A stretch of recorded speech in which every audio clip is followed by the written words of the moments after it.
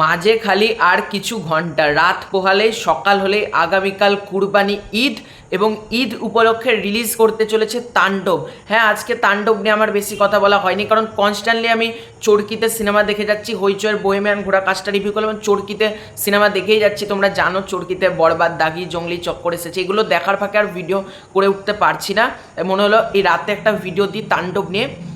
তাণ্ডব রেকর্ড সংখ্যক হলে রিলিজ করতে চলেছে এবং তাণ্ডবের হল লিস্ট ইতিমধ্যে আমাদের সামনে চলে এসেছে, তোমাদেরকে স্ক্রিনে দেখাচ্ছি। 132টা হলে রিলিজ করতে চলেছে তাণ্ডব এবং এবারের ঈদুল আজহার সব থেকে বেশি হল পাচ্ছে তাণ্ডব। আমি আগেও বলেছিলাম তাণ্ডব ব্যাপক হল পাবে, কিন্তু বরবাদের ক্ষেত্রে হল আমরা দেখেছিলাম হচ্ছে 121টা আই থিঙ্ক। তাণ্ডবের ক্ষেত্রে সেই হলটা বেরিয়েছে 132টা। জাস্ট ভাবো তোমরা, একটা সিনেমা এবং মানে এই সময়কালের সব থেকে বড় ঈদ রিলিজ হতে চলেছে কিন্তু তাণ্ডব। মানে ঈদের সময় কিন্তু এত হলে তাণ্ডব রিলিজ করে না, আমি যদি খুব ভুল না করি তুফানের থেকেও মনে হয় বেশি হলে তাণ্ডব রিলিজ করতে যাচ্ছে এবং তাণ্ডবের রেন্টাল প্রচণ্ড হাই বলা যেতে পারে। এবং তাণ্ডব আশা করা যাচ্ছে কিন্তু বরবাদের রেকর্ডকেও কোথাও গিয়ে ব্রেক করে দেবে, কারণ তাণ্ডব যেরকম পোটেন্সিয়াল রয়েছে। এবং তোমাদেরকে একটা খুশির খবর দিই, স্টার সিনেপ্লেক্সের মানে আগামীকালকে ঈদের প্রথম দিনের টিকিট সব শেষ। তার মানে ভাবতে পারছো, এটা আমি বলছি না, ডিরেক্টর রায়হান রাফি নিজে বলেছে তাণ্ডবের শো বাড়ান। সিরিয়াসলি বলছি, ঈদের বাকি সিনেমাগুলো আমি জানি না কি করবে, কিন্তু তাণ্ডবের যা ক্রেজ রয়েছে, এবং আমরা জানি ঈদ মানেই কিন্তু শাকিব খান, এবং শাকিব খানের সিনেমা যখনই ঈদের সময় আসবে একটা ভালো কিন্তু কালেকশন করবে। তাই আমি প্রতিটা হল মালিকদেরকে বলবো মানে আরও শো বাড়ান, কারণ তাণ্ডবের রেসপন্স কিন্তু বিভৎস। শুধুমাত্র যে এখন তাণ্ডবের সাথে সাকিবিয়ানরা রয়েছে তা না, নিউট্রাল অডিয়েন্সও রয়েছে, আফরান নিশোর ফ্যানেরা রয়েছে, সিয়াম আহমেদের ফ্যানেরা রয়েছে, 3টে fan base plus neutral audience.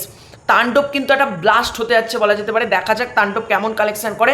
আর আমি প্রোডাকশন হাউসের কাছে একটাই অনুরোধ করব, এবং হল কর্তৃপক্ষ যে 132টা হলে তাণ্ডব রিলিজ করছে, একটাই অনুরোধ রাখবো, কেউ যেন মোবাইল ফোন নিয়ে গিয়ে ভিডিও করে ইউটিউবে না ছাড়তে পারে, ইউটিউব, ফেসবুক এগুলোতে যাতে কেউ না ছাড়তে পারে।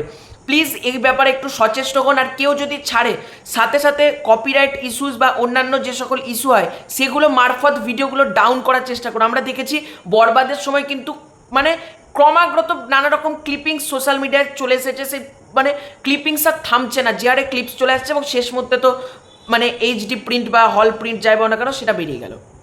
এই সেম জিনিস যেন রিপিট না হয় তাণ্ডবের সাথে। প্রোডাকশন হাউস মানে আলফা আই এবং চরকি, এই দুটো প্রোডাকশন হাউস করবো খুব ভালোভাবে এই ব্যাপারটাই কিন্তু সচেষ্ট হতে হবে, যাতে তাণ্ডব পাইরেসি না হয়। বরবাদের মতন যদি বরবাদ পাইরেসি না হতো, কে বলতে পারে বরবাদ আজকে 100 কোটি ক্লাবে যেত না, কে বলতে পারে, তাই না? এবং বরবাদ ওটিটিতেও বেশ ভালো দামে কিন্তু বরবাদ বিক্রি হয়েছে পাইরেসি হওয়ার পরেও।